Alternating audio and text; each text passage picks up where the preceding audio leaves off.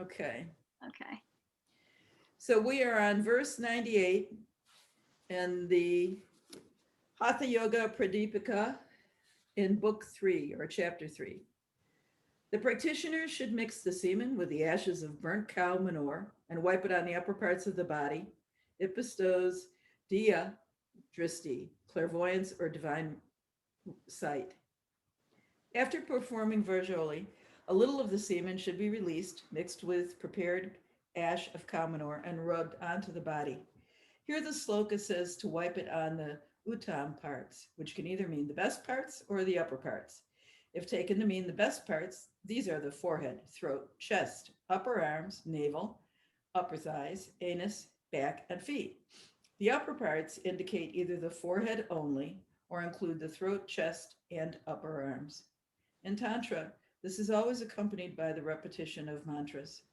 The effects of mantra are mainly on the subtle body, but it also cools the physical body and has a strong psychological effect as it reminds the practitioners that what is being practiced is in the cause of awakening the higher spirit. Tantra has been grossly maligned by moralists and Puritans in the past. Tantric practices have been called decadent, sinful, depraved, and perverted. However, at best, these judgments are social and religious concepts which have scant bearing upon self realization. Those with an eye to see deeper can grasp that Tantra is none of these. By and large, religions have failed mankind because they have failed to show their adherents the path by which an earnest seeker can evolve a divine body and realize himself. I may be a good, kind, and peaceful man by religious dictum, but what good are all these social and moral conventions for me if I fail to attain self realization? This is the standpoint of Tantra. A paper rose can be sprinkled with fragrant water so that it bears a passing resemblance to a real rose bloom, but no one who looks closely can be deceived for very long. In the same way, one may practice virtue, righteousness, and morality for a whole lifespan. However, unless one has confronted the subconscious mind and awakened the dormant energy there, one can only ever remain an imitation. A fragrant rose can be cultivated only after its roots have been established in rich earth. To cherish the rose while disdaining the roots is called schizophrenia. And this is the sickness which Puritans and moralists have inherited. Who are those blessed ones who can glimpse the realities of human evolution, who can see the sublime and compassionate purpose of the tantric system? One who has attained self realization, let him live by any system or by none. It doesn't matter, for he will be a system unto himself. He will exude the fragrance of enlightenment everywhere and unconditionally, for that is his nature. Truth and virtue will be his being, but not his practice or commitment.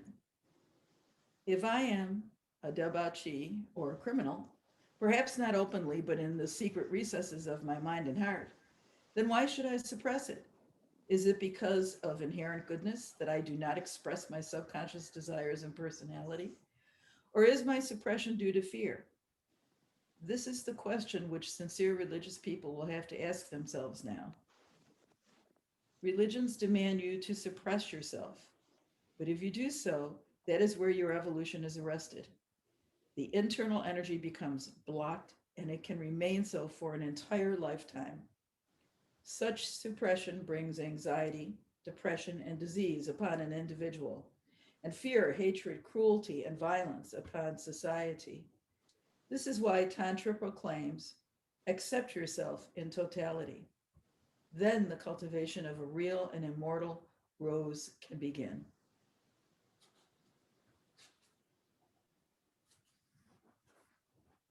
That was beautiful. I agree. Yeah. Verse 99.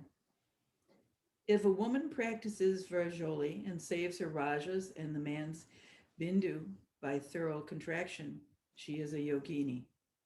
Just as a man should be adept in the practice, the woman also has to be well practiced and adept. There are few references in the Hatha Yoga texts that the practices are meant for women, but here it is clearly stated. Just as man should practice gradual contractions of the urogenital muscles, so should the woman. According to Tantra, that is Sahajoli. The Hatha Ratnavali states that Rajas is permanent, like red lead, in the reproductive organ of a woman. The Rajas should be saved during menstruation, like Bindu is to be saved. The woman should practice Vrajoli. After that, she should draw up the Rajas if possible. The nada in her body moves like Bindu. Bindu and Rajas produced in the body should be mixed through the Vrajoli practice of yoga. Then success is at hand. The woman who does not know the science of yoga should not practice Vrajoli.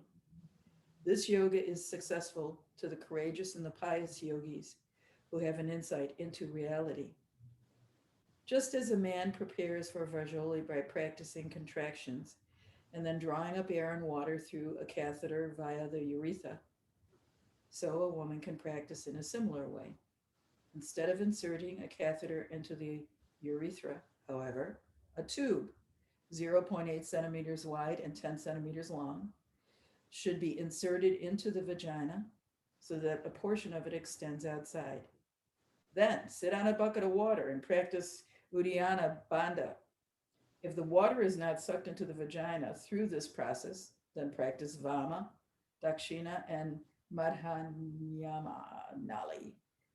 When this has been perfected, try to retain the water inside for as long as possible. Try to hold it while standing upright. Then practice Nali by churning the abdominal muscles. This cleanses the vagina of old secretions. After these practices are perfected, practice without the use of a tube. Only sit on the bucket and practice Uddiyana or Nali. Again, try to retain the water inside and stand erect. When the water can be retained inside only by the practice of Mula Bandha and without Uddiyana, the perineal muscles associated with Mula Bandha and Varjoli, Salajoli have become strong. Verse 100. Without doubt, not even a little rajas is wasted through the Vrajoli, the nada, and the bindu in the body become one. The sloka refers to the perfection of Vrajoli and Maithuna. The important point here concerns the manifestation of the gross and subtle bindu. Rajas refers to the ovum, which is the physical manifestation of the bindu in the female body. The ovarian follicle, which nurtures and surrounds the ovum, is responsible for the menstrual cycle. The menses and vaginal secretions are dependent manifestations of the ovum because the ovarian follicle secretes the hormones estrogen and progesterone, which induce the proliferation of the uterine lining and its expulsion during the menstrual period. Therefore, the ovum is the rajas. The menstrual and vaginal fluids are the dependent secretions of that raja, and in Vrajoli, it is the ovum which is withdrawn as the bindu. In the male body, the physical bindu is the spermatozoa, which are supported in the medium of the seminal fluid. By Vrajoli, the spermatozoan are withdrawn from the semen to become the bindu. The important point in the sloka is that if the bindu is totally withdrawn, neither energy nor fluid are lost from the body. Actually, it is not the retention or release of the fluids which is vitally important, but the conservation of energy. If the production of spermatozoa has been halted by Vrajoli or Amaroli Sadhana, then the bindu, that is, the energy nucleus, has been withdrawn. The seminal fluid is devoid of spermatozoa, so that even if released from the body, energy loss does not occur. Similarly, in the female body, if ovulation has been suppressed by Sahajoli or Amaroli, then the bindu of energy has been withdrawn. Then any residual menstrual loss is an insignificant drain upon the body. For fertility and the production of progeny, A high sperm count and a rich menstrual loss may be most desirable. And as yet, this has been the viewpoint of medical science, which considers a sperm count of less than 400 millions per milliliter to be deficient, and a menstrual period of less than 4 or 5 days to be scanty. However, for the performance of Verjoli in Maithuna, where the goal is spiritual illumination, semen with very low or absent spermatozoa, and ovulation, which has been naturally suppressed, are desirable prerequisites. Even from the human standpoint, where sexual intercourse occurs for the giving and receiving of pleasure, a sperm rich semen and heavy menstrual loss are not desirable, as too much vital energy is being needlessly sacrificed. When there is loss of energy from the body, a dissolution of awareness occurs. This is experienced as a fall because the power of consciousness has fragmented and the physical vitality has dissipated. In Sloka 87, it has been stated that even if the bindu should be lost into the vaginal secretions, consciousness, consciousness can be resurrected, energy regained, and the fragments of the shattered bindu reaggregated if the mixed secretions lying inside the vagina can be drawn up into the male body through Vajoli. However, the present sloka emphasizes the indwelling perfection of the retained bindu, resplendent like the full moon, and for this to be restored, perfect Vajoli demands that not even a little of the mixed secretions be left behind in the vagina. The second part of the sloka is also very important as it refers to the experience of the bindu in Vajoli. How and where is the bindu which has been withdrawn from the rajas, ova spermatozoa, to be experienced? It has to be traced to its origin through Vajoli. It is a point in consciousness. It is not in the body nor in the mind, but it is experienced through the body and the mind. When Muladhara chakra awakens in Madhuna, the bindu of consciousness must be raised by Vajoli away from sensual experiences. How to control the manifestation of this bindu? How to sustain and prolong this experience and realize its source? The bindu of semen is the interface between matter, energy, and consciousness. If you try to focus your awareness onto that experience in Muladhara, it is this is the semen the material you are trying to isolate, or your consciousness? Or is it an experience of energy which you are undergoing? Or is the point of your own consciousness that is being located? It is the bindu, that is all. That bindu must be withheld, withdrawn, and redirected upwards by Verjoli. Where does the point of consciousness go when Verjoli is performed? Try to remember or re experience it. Where is it experienced?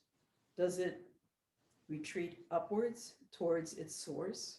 Or was its source in Muladhara and by Verjoli, it is being enticed to rise? By Verjoli, this bindu rises to Ajna chakra. It manifests at the eyebrow center and can be experienced there in Ajna. Ajna is not the source of bindu, but through Verjoli, its form will manifest there.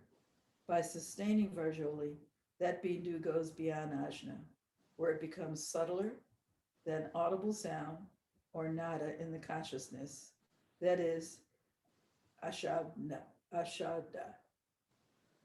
The sound or nada released from the chakras below ajna is traced back to its source where the bindu and nada are one. It is somewhere in the totality of consciousness, above, beyond, and within, where the mind has dissolved. Time and body do not exist, but only consciousness in the form of soundless sound. To conclude, the practice of Verjoli brings equilibrium in the mind and body. It revitalizes the body, activates all the energy centers, and awakens Shashumna Nadi. The higher faculties of the brain are activated. In fact, It could be the most powerful practice in the awakening of Kundalini and higher consciousness. However, unless the practitioner maintains a sattvic state of awareness, it is useless. Do you want me to stop or proceed? I'm okay if you keep reading. Okay. Verse 101. The Bindo and that Rajas in one's own body unite through the union by practice of Virjoli, thus bestowing all perfections or siddhis. Perfection of Virjoli is the union within one body of the two opposite forces, prana and mind, which results in the ascent of Kundalini. As Kundalini travels up to Sahasrara through the various energy and psychic centers, specific perfections of mind and body become apparent. The signs and siddhis have already been described. Now, the union of the opposite poles to awaken Muladhara is to be accomplished within the body of the yogi alone by a more subtle process. In this context, the terms Rajas and Bindu are redefined. In this stage of Vrajroli, the union is to be established between consciousness, Shiva, and energy, Shakti, within the yogi's body. The Sat, Goraksha Satarka states that Bindu is Shiva, consciousness, Rajas is Shakti, energy. Bindu is the moon, Ida, and Rajas is the sun, Pingali. From the mingling of these two, one obtains the highest state. Shukra Bindu, semen, is joined with Bindu, the brain center, and Rajas, Prana Shakti, is joined with the sun, Manipura. One who knows how to unite the two is adept. Therefore, when Vrajoli and Madhuna is accomplished, the further perfection of Vrajoli within the adept is then to be accomplished in 3 stages. Whereas in Madhuna, the Rajas of the female practitioner is the manifest Shakti, now Shakti becomes the mind. Shiva remains the male body, as in Madhuna, and Muladhara is now awakened by concentrating the mind upon the trigger point of Muladhara in the perineum. For this purpose, various specific yantras, forms, and mantras are concentrated upon there, as in Kriya Yoga. Secondly, when Muladhara awakens, Ida Nadi, the mind, and Pingala Nadi, vitality or prana, are drawn together at each successive chakra by visually mudra, so that the Bindu rises through the Shushumna Nadi, spinal passage, to Bindu Visarga, manifesting there as eternal nada. Shiva, pure consciousness, now resides in the brain as nada, while the total Shakti, energy or rajas, is now awakened in the sun, Manipura. The awakening within the adept's body is stabilized at this level. Consciousness remains elevated within the spine of the adept. Mind at ajna is raised to Shiva, pure consciousness, issuing from the Bindu as nada, transcended semen. Rajas, Shakti, is raised from Muladhara and established in Manipura, Pura, and the Bindu has been withdrawn from the 2 lower chakras. In the final stage, union of the pure consciousness at Bindu and the total energy, Shakti, at Manipura is to be accomplished. Accomplishment of the first 2 stages involves the withdrawal of the Bindu from the Muladhara and Swadhisthana chakras. Shakti, which formerly manifested in these centers as sense gratification, instinctual desire, and passion, now manifests through Manipura chakra as will, Ichcha Shakti, and Anahata chakra as compassion. Will is transcended Will is transcended sensuality, compassion is transcended passion, and enlightenment is transcended mind. Will, universal love, and higher awareness become the basic instinct, desire, and mind of the adept. Perfection of Vajroli is not accomplished until final union between the Shakti at Manipura and the Shiva at Bindu is accomplished. Yogi Goraknath states clearly that this union is the highest state. This is the final union of yoga because it means that the yogi's will, intuition, intellect, and emotions become conscious manifestations of the cosmic or divine intelligence. He is a medium of divine power. Personal desires have been sacrificed in the ascent of Kundalini to become the willpower of Shakti. Having surrendered his mind at Ajna in that ascent, it has been superseded by the cosmic intelligence, Shiva. Paradoxically, this surrender allows an enormous cosmic power to manifest. The body and the mind of the adept have become the possession and expression of Shakti, while individual consciousness has merged with pure consciousness, Shiva. According to Yogi Goraknath, it is possible for a sadhaka to accomplish successive stages by ardent practice of Vrajoli with Guru's blessings and guidance. No yogic text can be more explicit than this in describing the higher stages of tantric sadhana, because the role of the guru in these attainments can never be adequately revealed. In Hatha Yoga and Tantra, the Satguru is worshipped both internally and externally as Lord Shiva because he has attained that status. Such a guru leads, guides, and cajoles his disciple at every step of the way. In attaining the higher states, it is not that the disciple is only following the guru's instructions and receiving his best wishes. A transmission of the guru's consciousness and energy into the disciple is occurring. The guru is revealing, sharing, and bequeathing something which he has attained. A light can only be kindled from one which is already burning. This is why, in the yogic tradition, no adequate repayment can ever be made to that illumined one who kindles the divine light in his disciples. Now I think we pause. Yeah, that was a lot. Yeah. Wow, it sounds like if you don't do this, you're really, if you know about this and you don't do this, it sounds like you are sort of shooting yourself in the foot. Is that true? No, in bhakti they say like you can supersede all of the practices just by devotion and you get all the same results.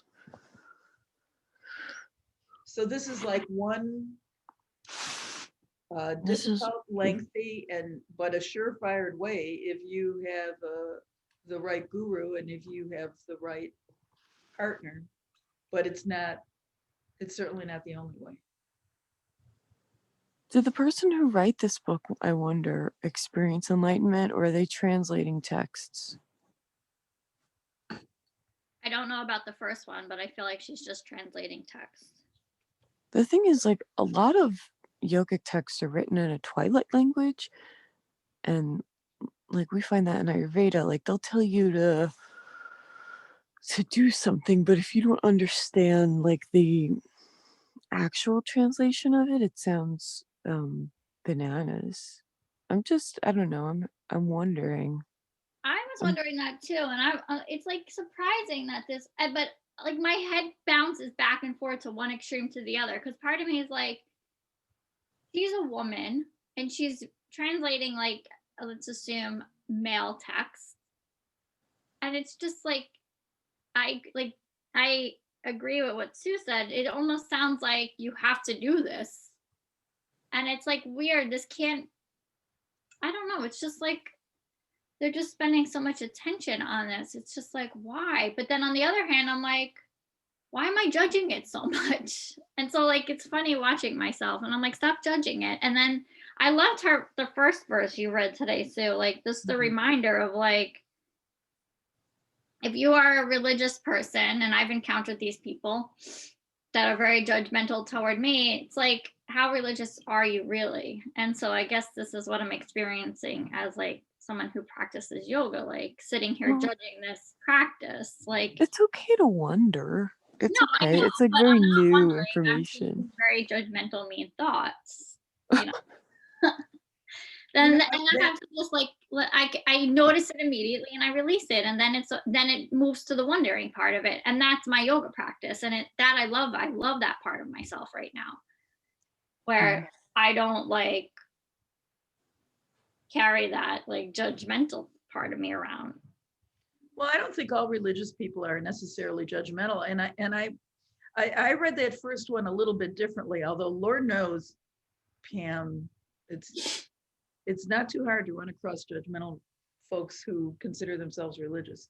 But the way that I read it was you can follow all the rules, you can do all the practices in a religion, you could do everything that all of that religion's sacred texts tell you to do, and you can still be stuck on a somewhat superficial level because you're not letting yourself really look at who you are and what you are doing. You know, you're trying to step into a role and therefore be good, as opposed to,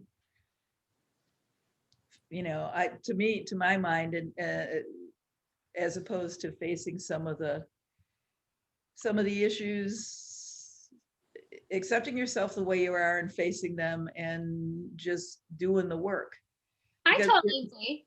I just think that reflects into judging others because people don't want to realize it in themselves. This is how I've experienced. I'm not saying everyone is religious is judgmental, but people that are doing the work and like what I'm experiencing right now, like what's being a yogi, like just trying to be a little bit more open-minded. Just because people aren't doing it my way doesn't mean they're doing it the wrong way. And I've encountered that a lot with very religious people that aren't self-aware. Yeah, that's what Ram Dass talks about. He says that's the censure. Like you might have gotten a little taste of it, of being like enlightened, like a little tiny taste somewhere, and then it went away because maybe the practices were not sustainable. And it caused a kind of like desperation and fear. And that's like the source of the shaming of others and the degradation of others. Yeah. It's like, I'm desperately trying to get back to that. So like you need to desperately try to get to it too. And there's like this outward judgmentalness that comes from it. But my teachers always say if your practices are not causing you to become more patient, more compassionate, more loving, then you need to find new practices. Yeah. No, I can see it happening in yoga. Like I was the same person, but I reacted differently Hmm. when I was younger and I didn't have these practices, and it didn't happen overnight, and it's not something it's just like I just even like saying like now with the judging, or just I'm much calmer. I'm not so like rigid with things. Hmm. I mean, my blinds still have to be straight, but Hmm. not everything has to be so, and it's less on, it's still there for myself, but it's less on others, and that's the part I love. It's like a weight that comes off when you're not worrying so much about what other people are doing and just worrying about yourself. Yeah. But yesterday was funny. I just thought of this with the blinds, and I haven't said it to anybody. I have those blinds. Do you guys have those blinds in your house now that they have no string? You just like lift them. I have one, yeah. Yeah, so they sell these now at like the Home Depot. Instead of having the string that moves them up and down, you just have to like move them. And with the storm yesterday, something went flying past the window, and it looked like a white dog. sprinting. And so I panicked and I'm trying to get up to the window and I'm trying to search for the string. I can't figure out how to open the blinds. I'm like tearing the blinds apart. And meanwhile, it was just like a box rolling. But the way it happened, it's like my illusion, right? Like my mind immediately made up that there was a lost stray dog and I was but I felt trapped, like in Back to the Future Part 2, where she can't get out of the house. Like, where's the doorbell? And it's you use her thumbprint. I thought it was so funny. I'm like, can't even figure out how to open the blinds. That is really funny.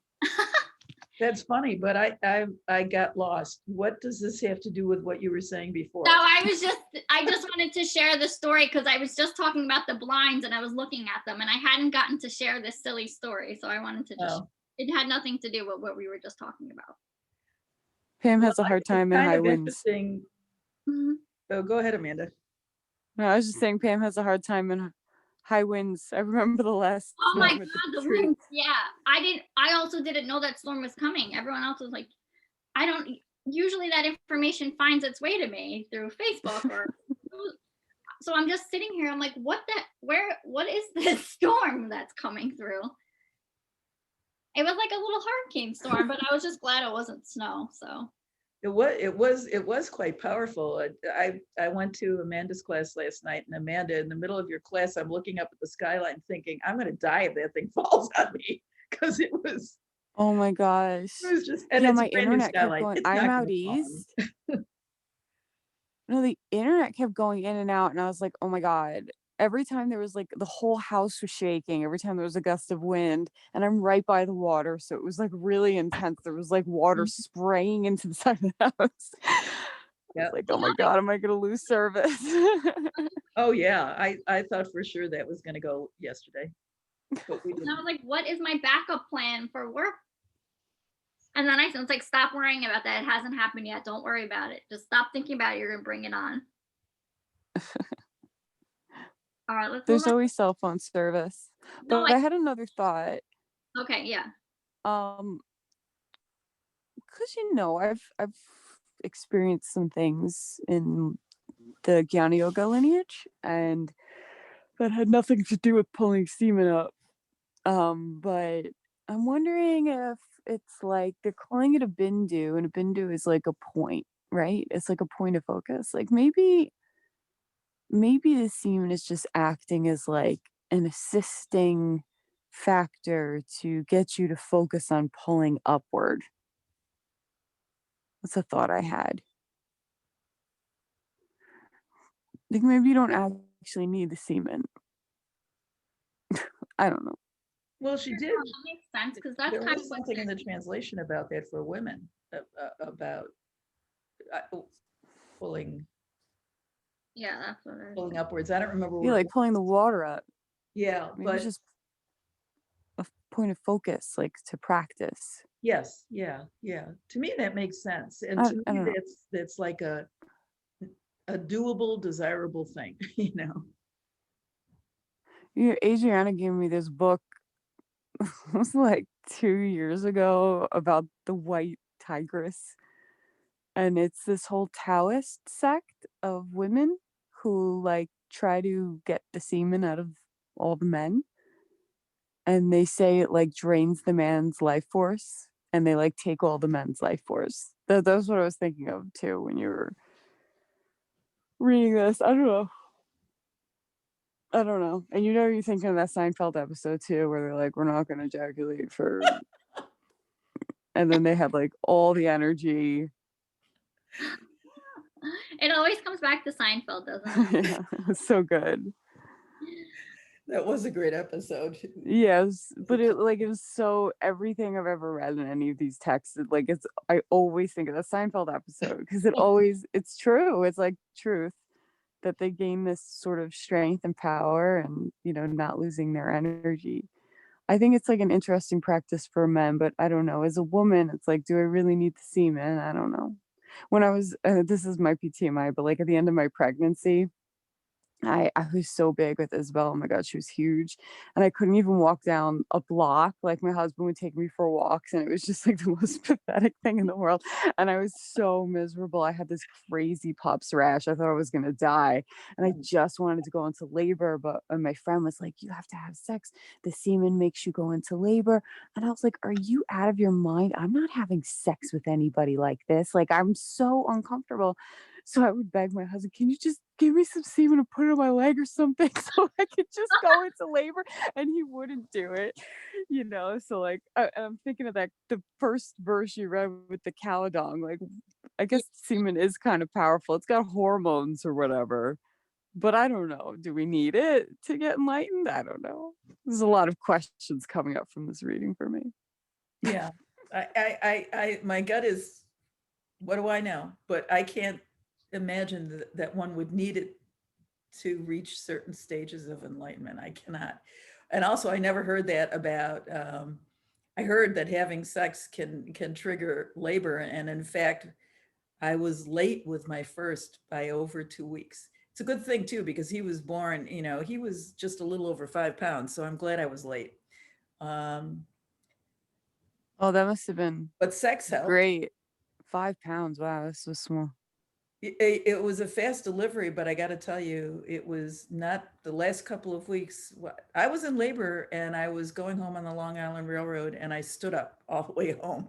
Oh wow. Oh. And it was, I knew I was horribly uncomfortable. I didn't realize I was in labor. But in any event, Oh my gosh. I had heard that about sex. I didn't hear that about semen specifically, though. Yeah, it's the prostaglandins in the semen that Mm. causes the uterus. It's like the reason you go into labor in the first place is because the baby's lungs are ready to Yeah. breathe. So they release hormones that cause you to start contracting. But the semen, I guess, like speeds up that process. Apparently. Apparently. So, in your desperation, you'll literally do anything. Like, at that point, I would have definitely smeared cow dung semen all over my chest. Like, if it would have put me to labor, I would have done it. Exactly. I have to correct something. I'm sorry. I just have to correct something. I wasn't late with my first baby. I was early with my first baby and late with my second Oh. baby. My second baby, I would have jumped off a roof to go into labor. My water broke and I jumped out of bed and said, Eureka! I thought, get me to the hospital. I am so ready. No, I'm sorry. I don't know why I did that. Oh, that's bad when you start melding labors. That's not good. Well, it messes up your memory. So Yes. it does that on purpose. So you keep having kids. Oh, yeah. It's true. It's true. I feel like too, I know we have to meditate, but um like it could just be that our society and the way we raise thinking about what sex is, it's making it more challenging to learn it this way. And that like, oh yeah, like now like thinking about it as like an energy exchange Mm. with like what she's talking about, the author, versus what we think it has to be, like this super sexy married love, whatever you think about, however you were taught sex was. But really it is just like what Amanda's saying. It's like a very natural energy exchange between people. I'm not saying that's what Amanda said, but No, Amanda's yeah, you're right. Like, for sure, for sure. But like, I don't know. Like, it's not even like my Catholic upbringing that's like, I don't know. I was like, my mother told me probably when I was 5 where babies actually came from. I was like horrified.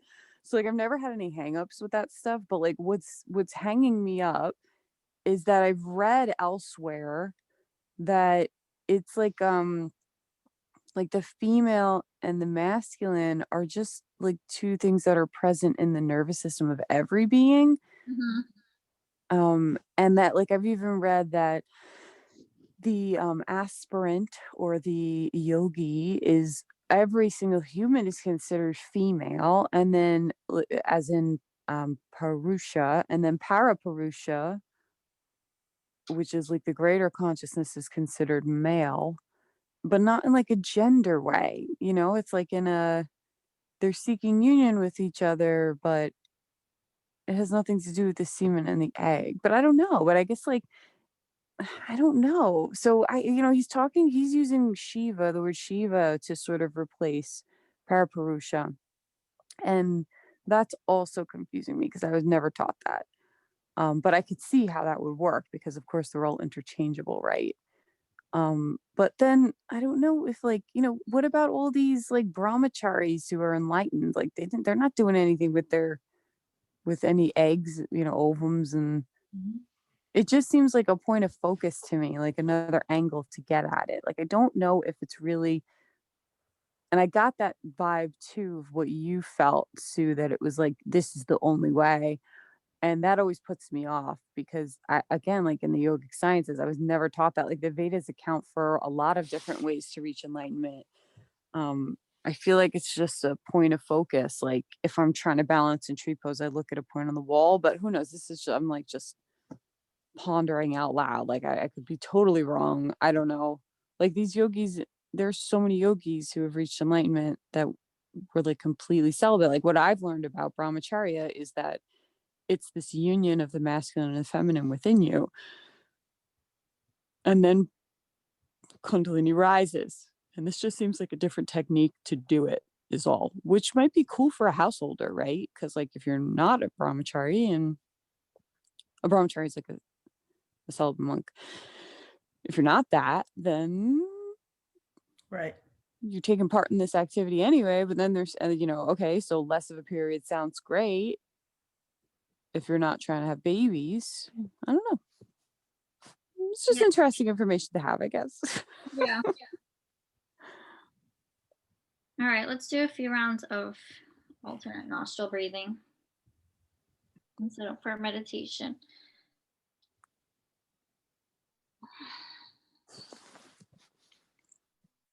Bring your right hand over to your face.